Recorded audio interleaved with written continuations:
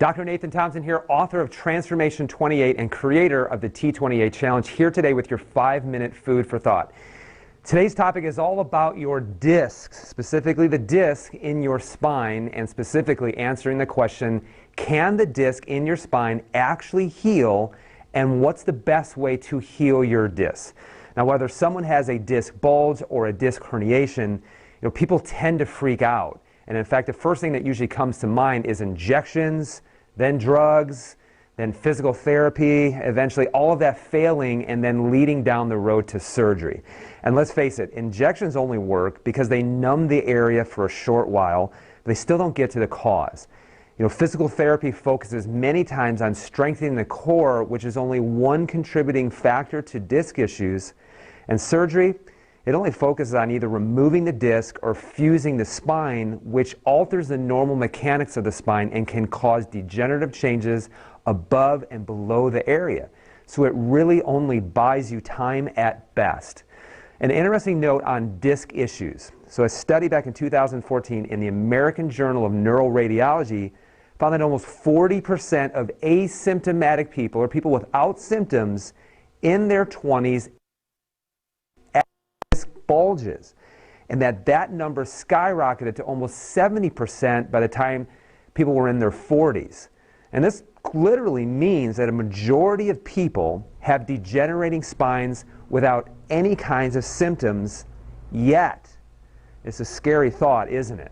So how do disc bulges leading to eventually disc herniations, how do they actually develop? Here's the thing about the disc.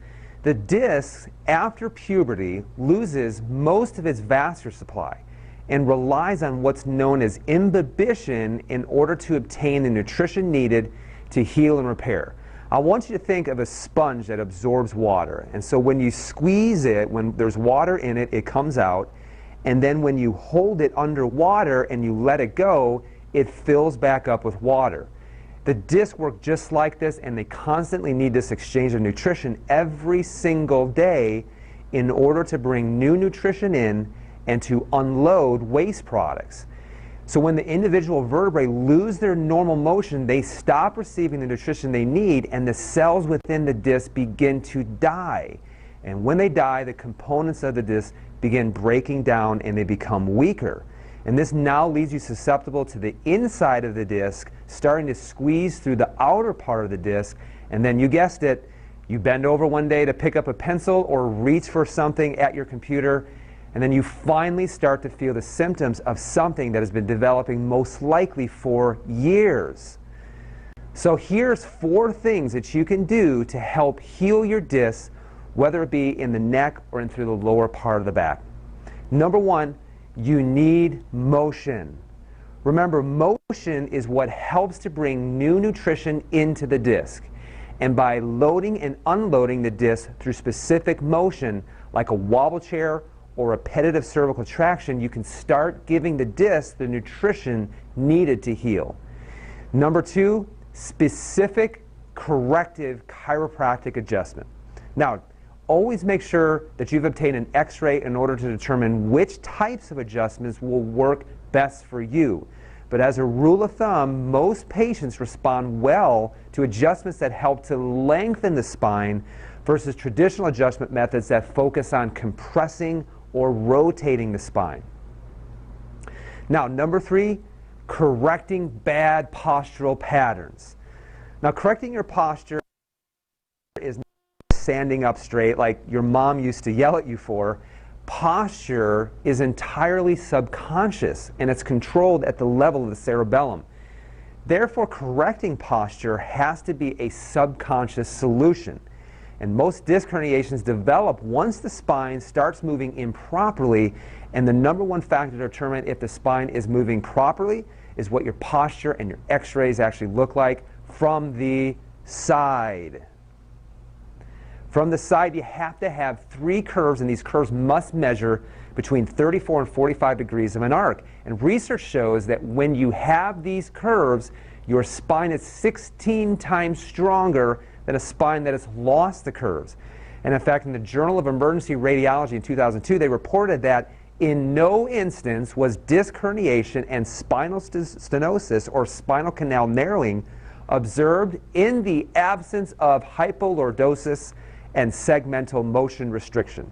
That's a lot of big words, but here's what it means. It means that it's virtually impossible for your disc to break down if you maintain these normal curves and normal positions. So how you correct posture can be tough, but it's not impossible with the right type of exercises. Things like body and head weighting done on balanced discs, and even better on vibration platforms, and even vibrating traction can all help to restore normal posture and not only help discs to heal, but help prevent them from becoming chronic problems. And the last thing, number 4, is general strengthening. While everyone thinks that a bad back is only about a weak core, that's simply not true. However, it doesn't mean that you neglect the core. Remember, the core is not just about having an amazing six-pack, it's also about the muscles in your lower back that help to stabilize and help to actually extend the spine. Now, there are some moves that are fantastic in helping correct your posture. Favorite is the deadlift. Now, the deadlift is simply picking something up off the ground, and not only is it great for teaching you how to properly pick something off the ground, it's also a great way to strengthen the big movers and shakers in your back to help you stay upright. Now, trust me, this was something I avoided for a long time because I too had a disc herniation when I was 22 years of age. But I went from struggling to lift even just 100 pounds off the ground and now can almost do almost 500 pounds. Now, you can debate whether you should also do flexion exercises like sit-up, like the deadlift, or even things like the Superman. But a general rule of thumb is that if you're suffering with disc issues, flexing the spine will cause aggravation and extending the spine will actually help. But every case is going to be different. So when in doubt, an exercise that will always work is the plank, in which you hold your spine in a neutral position. So remember the 4 things. Number 1, restore motion through wobble chair or repetitive cervical traction exercise. Number 2, get the spine moving again correctly through specific chiropractic adjustments designed to lengthen and unwind the spine.